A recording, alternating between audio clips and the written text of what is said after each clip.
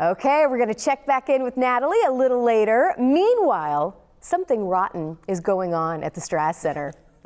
For some unexplainable reason, the crowd goes wild every time. Oh, the crowd goes wild. The latest Broadway musical follows Nick and Nigel Bottom, two playwrights who are sick and tired of all the rock star attention that other bard, Will Shakespeare, is getting, and they set out to make the world's first musical. Here today to tell us all about it are cast members Rob McClure and Maggie Lakis. Good morning. Good morning. Thanks for having us. What a pleasure to have you here in studio this morning. You're here for the week. Shows going on through the weekend. Yep. Have you spent much time in Florida before yet? Are you guys new to the Bay Area? Yeah, we've been to Florida before. We came through with a show, Avenue Q, about 9 years ago, but it's wonderful to be back, especially in March.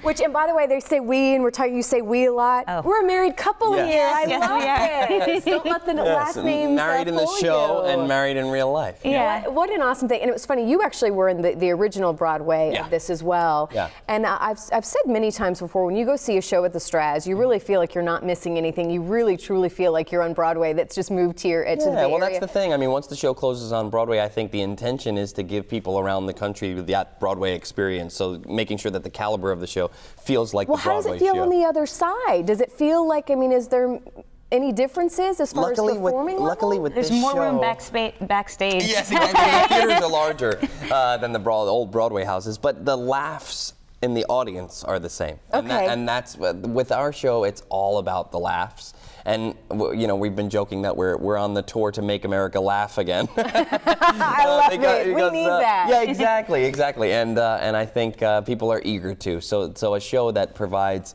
2.5 hours of fun is something sacred about touring the country, making people laugh right now. Something Rotten.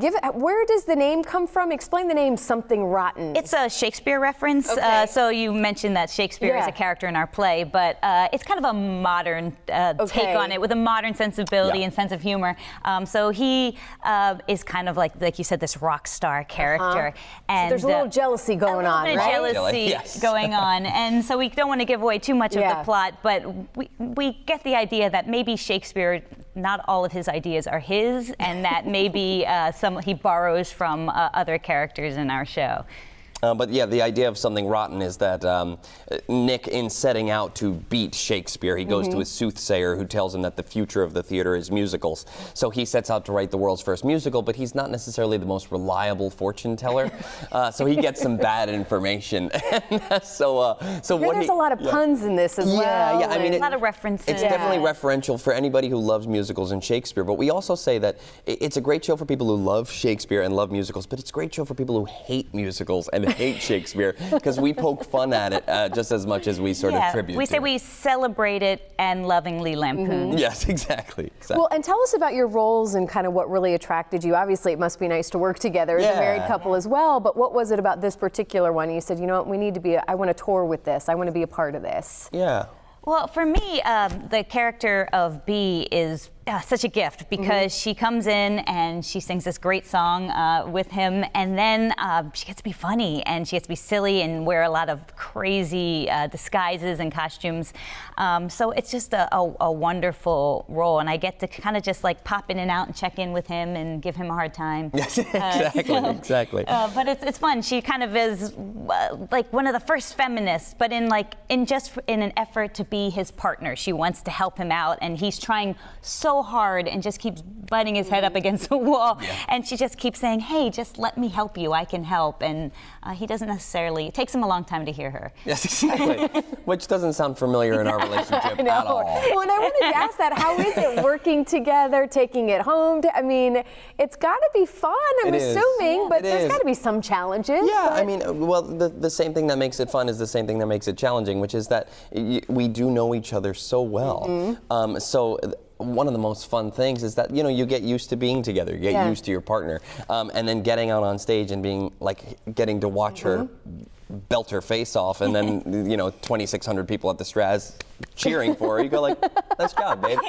Good job. Is it hard to find roles together with, I mean, obviously this would be ideal if It's you could really continue rare. to do Oh, this. yeah. It's really rare. We've been together for 12 years, and this is luckily the 5th time we've got to work together, which Wow, is We're doing better than incredible. some couples which never is- get to work together. Yeah, but- it's a rarity. Because you would imagine lots of you are meeting each other, and that's how you find. Is that how you guys ended up meeting each other and falling in love? Yes, we did a production of Grease in 2005. Oh, I love you guys Grease even in Jersey, more. classy. Yeah. Exactly.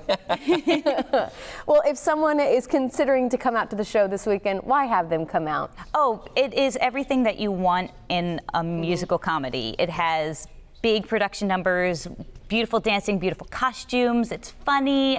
It's great music. It's a wonderful musical example of a musical theater. Yeah. We were saying it's family friendly, probably closer to the Teens. tweens, Yeah. teens Yeah. kind of age range. Yeah, and more than anything, I think people deserve to laugh. You need a break, and the show provides that. I can always feel the audience within the first 5 or so minutes. You know, they've heard it Yeah. takes place in the Renaissance. They've heard it's about Shakespeare, and very quickly they realize they're in for just a great time. They don't have to worry about flowery language or getting Yeah. past any sort of like. Well, and I'm so fascinated with that time period too, because you think about it, they didn't have Oscar-winning movies at the time. They didn't Yes. like this is what people did for entertainment. You guys are Yeah. obviously stepping it up to a next level. So Yeah. theater is it's fascinating to me. I love that we still love and appreciate it as much as we did back in that time. And all with that wink and nod of the Yeah. sort of contemporary sense of humor. Yep, I love it. Well, job well done. Thank you. you again both so much for coming in today. I know Our you guys pleasure. are very busy. Hopefully you can enjoy some time here in the Bay Area. Yes. before Oh, you we take definitely off. will. Where's We're the going to next spring city? Where training are you game guys on going? Friday. Awesome. We're going to Yankees Phils. So a little bit later That's today. exactly. Enjoy. That's awesome. Enjoy. Thank you so much. Our Good pleasure. luck with you. everything.